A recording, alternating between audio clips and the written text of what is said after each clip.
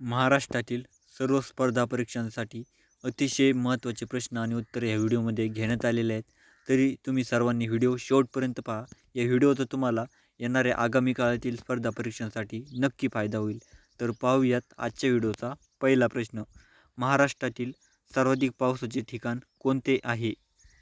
महाराष्ट्रातील सर्वाधिक पावसाचे ठिकाण आंबोली हे आहे आणि आंबोली हे सर्वाधिक पावसाचे ठिकाण सिंधुदुर्ग या जिल्ह्यात स्थित आहे. उजनी धरण कोणत्या नदीवर आहे? उजनी धरण भीमा या नदीवर आहे. भारतीय राज्यघटनेतील समान नागरी कायद्यासंबंधी कलम कोणते आहे? भारतीय राज्यघटनेतील समान नागरी कायद्यासंबंधी कलम 44 हे आहे. 52 दरवाज्यांचे शहर असे कोणत्या शहराला म्हटले जाते? 52 दरवाज्यांचे शहर असे छत्रपती संभाजीनगर या शहराला म्हटले जाते. जायकवाडी धरण कोणत्या नदीवर बांधलेले आहे? जायकवाडी धरण गोदावरी या नदीवर बांधलेले आहे. मॅकमोहन लाईन कोणत्या दोन देशांच्या दरम्यान आहे? मॅकमोहन लाईन चीन व भारत या दोन देशांच्या दरम्यान आहे. जायकवाडी धरणाच्या जलाशयाला कोणत्या नावाने ओळखले जाते?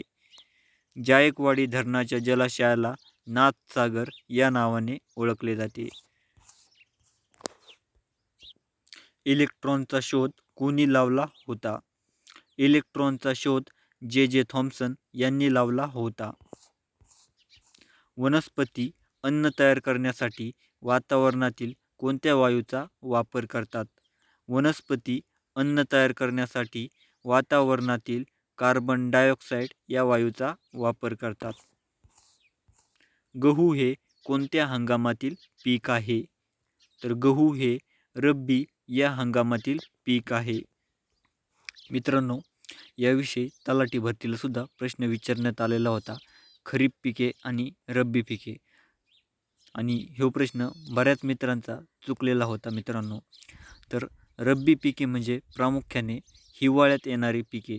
तर हिवाळ्यात येणारी पिके म्हणजे गहू, हरभरा इत्यादी पिके हे हिवाळ्यात येतात, म्हणून त्यांना रब्बी पिके असे म्हणतात.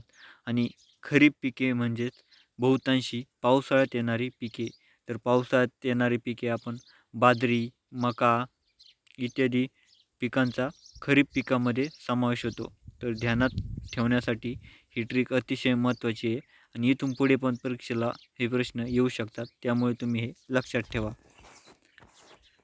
विधानसभेत जास्तीत जास्त किती सदस्य असू शकतात?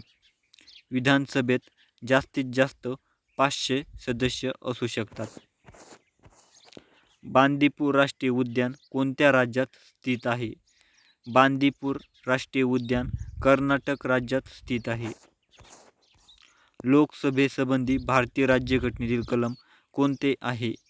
लोकसभेसंबंधी भारतीय राज्यघटनेतील कलम 81 हे आहे. अभिनव भारत या संघटनेची स्थापना कोणी केली? अभिनव भारत या संघटनेची स्थापना स्वातंत्र्यवीर सावरकर यांनी केली. बऱ्याच मित्रांना माहीत असेल की अभिनव भारत संघटनेची स्थापना स्वातंत्र्यवीर सावरकर यांनी केली. पण स्वातंत्र्यवीर सावरकर यांनी अभिनव भारत संघटनेची स्थापना कोणत्या वर्षी केली, हा प्रश्न जर विचारला तर बऱ्याच मित्रांचं उत्तर चुकू शकते. म्हणून अभिनव भारत या संघटनेची स्थापना स्वातंत्र्यवीर सावरकर यांनी 1904 या वर्षी केली होती.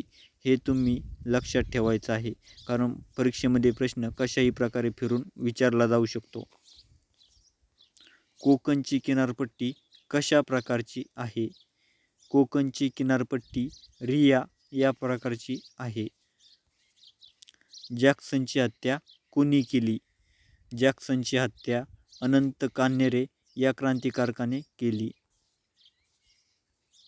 बारडोलीच्या सत्याग्रहाचे उठावाचे नेतृत्व कोणी केले? बारडोलीच्या सत्याग्रहाच्या उठावाचे नेतृत्व सरदार वल्लभभाई पटेल यांनी केले. महाराष्ट्राला एकूण किती किलोमीटर लांबीचा समुद्रकिनारा लाभलेला आहे? महाराष्ट्राला एकूण 720 किलोमीटर लांबीचा समुद्रकिनारा लाभलेला आहे आणि यामध्ये सर्वात जास्त समुद्रकिनारा रत्नागिरी या जिल्ह्याला लाभलेला आहे. रत्नागिरी जिल्ह्याला एकूण 238 किलोमीटर इतका प्रदीर्घ समुद्रकिनारा लाभलेला आहे. कांडला हे बंदर कोणत्या राज्यात आहे? कांडला हे बंदर गुजरात या राज्यात आहे. 0 माईल हे ठिकाण महाराष्ट्रात कुठे आहे? 0 माईल हे ठिकाण महाराष्ट्रात नागपूर येथे आहे. आणि असा सुद्धा प्रश्न विचारला जातो मित्रांनो परीक्षेत, की भारताचे मध्यवर्ती ठिकाण कोणते आहे किंवा कोठे आहे? तर भारताचे मध्यवर्ती ठिकाण नागपूर येथे 0 माईल म्हणजेच 0 माईल असे सुद्धा म्हटले जाते या ठिकाणी आहे. हे पण तुम्ही लक्षात ठेवा.